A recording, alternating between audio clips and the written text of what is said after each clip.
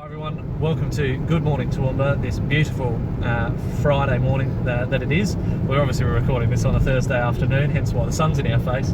On our way out to the Wellcamp Airport, kindly built for our region by the Wagners family, to have a chat to Peter Wilson about the Transport and Logistics Hub.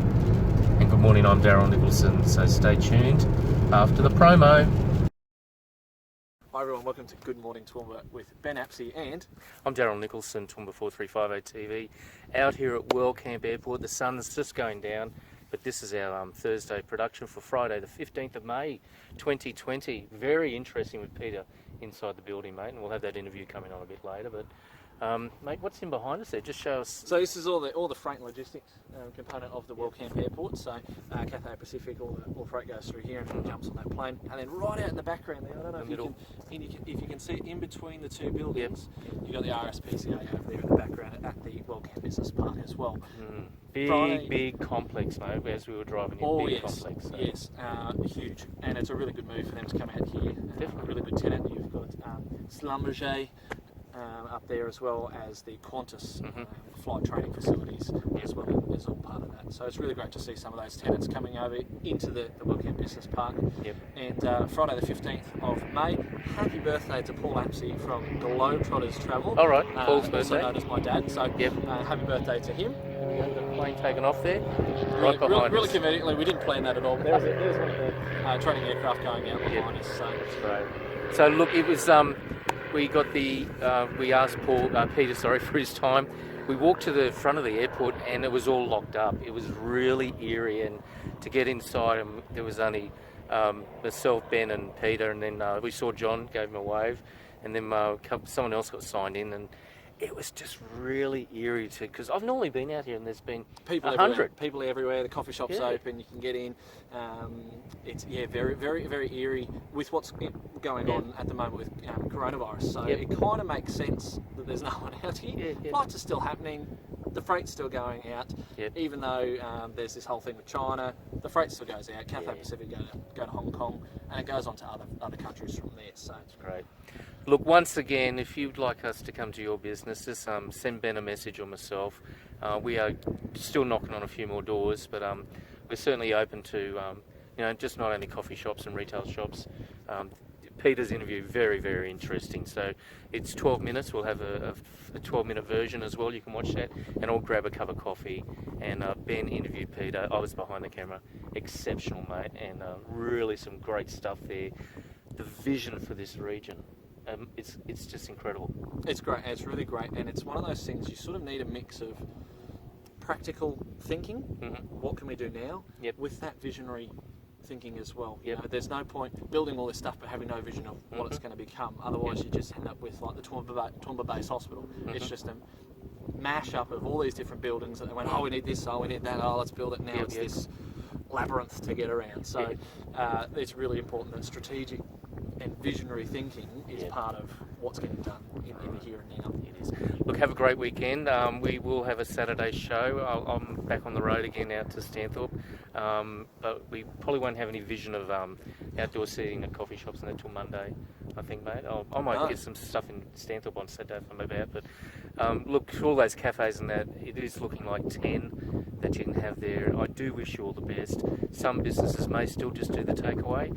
I know a guy in Warwick with the Weeping Mulberry, he said he's not going to set up for 10, he's still going to do the takeaway, mate. And he's got a good takeaway trade.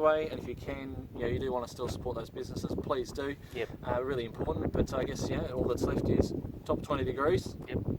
Partly cloudy, mostly sunny, about the same thing really, isn't it? That's right. And still fairly chill, the air. Welcome to Friday the 15th of May. Have a check out of this beautiful interview with Peter Wilson from the Transport Logistics. Hi everyone, welcome to Good Morning Toowoomba for Friday the 15th of May's episode. I'm Ben Apsey. Daryl Nicholson is behind the camera today, he's not in front with us, and we're here today with Peter Wilson from the Wellcamp Airport Transport and Logistics Hub. So talking transport and logistics today, a little bit different to the coffee shops and the bookshops that we've been doing. So just here to sort of get an update on how things are progressing in this interesting time that we live in. So Well, it is certainly a very interesting time. I mean, and we're sort of really totally focused on something that's happening into the future. But given that we're almost halfway through 2020 and we don't know where the front half went, then we can expect the lead up into the delivery of inland rail, which is sometime in 2025, to happen much faster than the years would suggest. So there's a lot of things going on in that sort of preparatory space in working out, where inland intermodal terminals might be, what size they might be, what partnerships might come out of it, but ultimately how do we deliver a much more efficient East Coast and fully nationally connected rail network. Yeah, and I guess that's the important thing about a transport logistics hub is sort of interconnecting multiple different modes of transport. I guess that's the whole point of them. So we've got the airport here already, and we've got the road network, but that's all we have really up here in Wellcamp Toowoomba area. So you're sort of talking about the inland rail, and how vital is it that sort of system comes into play in the future of the economy of our area? I think it's quite critical. I mean, the Wellcamp Logistics Hub will be a world-class trimodal facility. So it's going to have really high-class road access, which we've got the bypass that zips past just to our east of where we're standing here.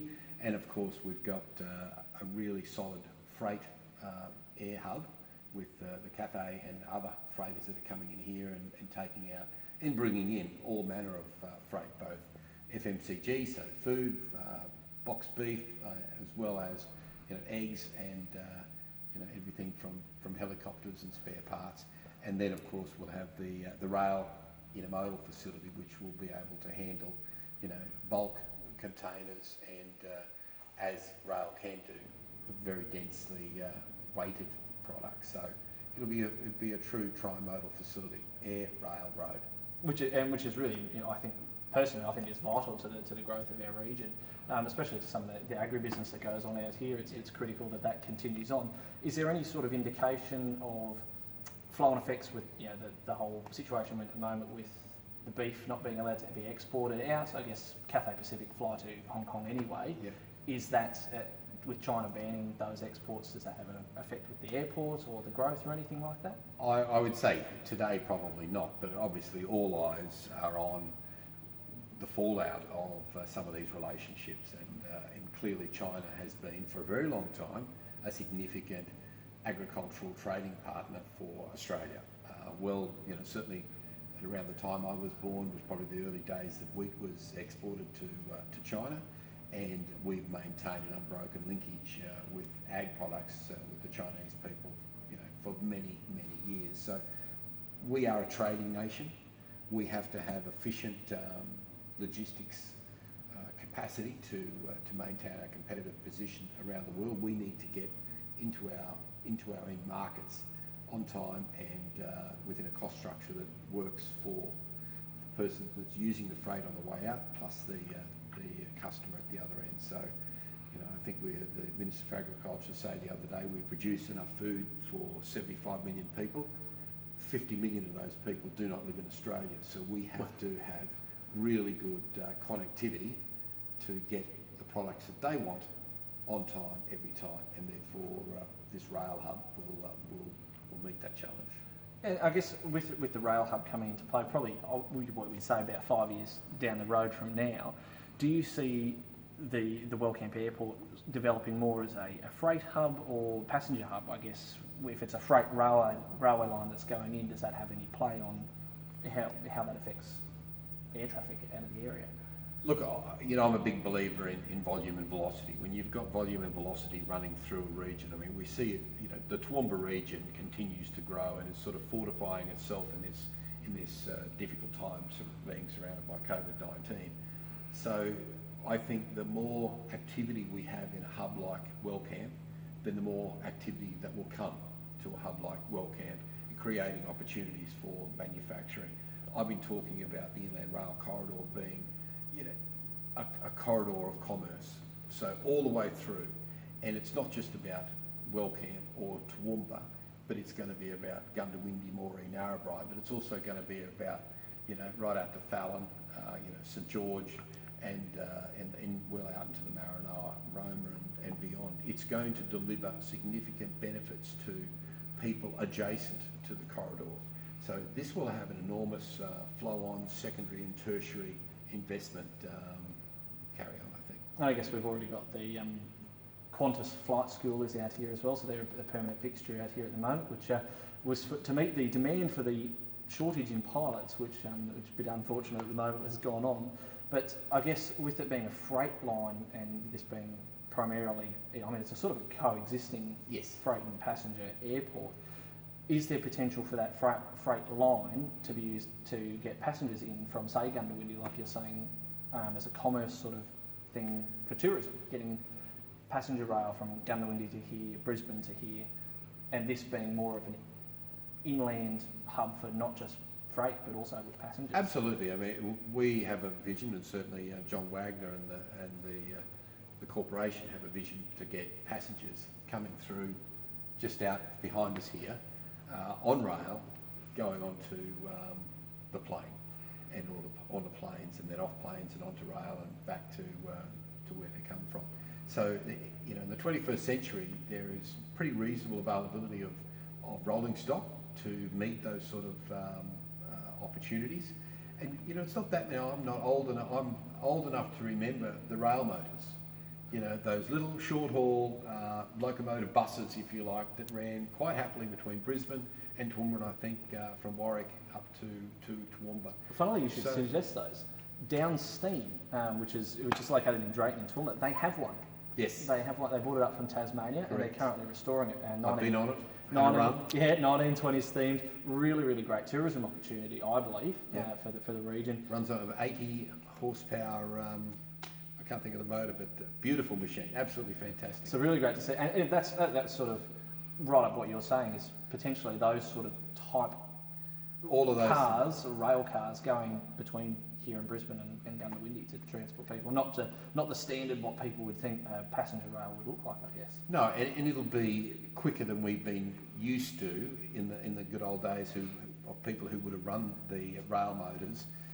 You know, we're going to have a 1 in 60 grade to deal with from Toowoomba to Brisbane versus, I don't know what it is now, but it's a lot steeper than that, which means that, you know, it's all about time. It's all about making sure you can do things reasonably, efficiently and speedily, which is why the freight network is so critical. And, you know, if we can make passengers work on this freight network, then, you know, I don't think you'll be surprised to see that it will work.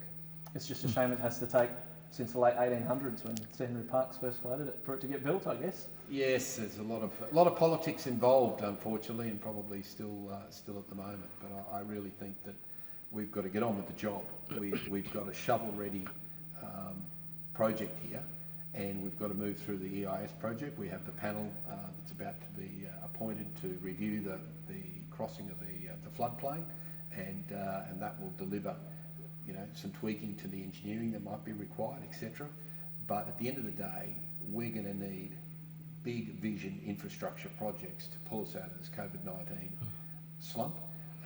Inland rail is that one of those vehicles, and it will be enormously good in the construction phase for all of us here in the central part of, or southern part of Queensland, Toowoomba, and all points west and south of here. So a great opportunity to try and get some value dollars going into this major infrastructure project. That's it. And because it's such a greenfield site for Queensland in particular, personally I think it's a great opportunity for us as a nation to buck the trend of not quite building it right the first time. We've seen, you know, the bridge on the bypass, the NBN, just to name a couple of projects that they didn't quite hit the mark.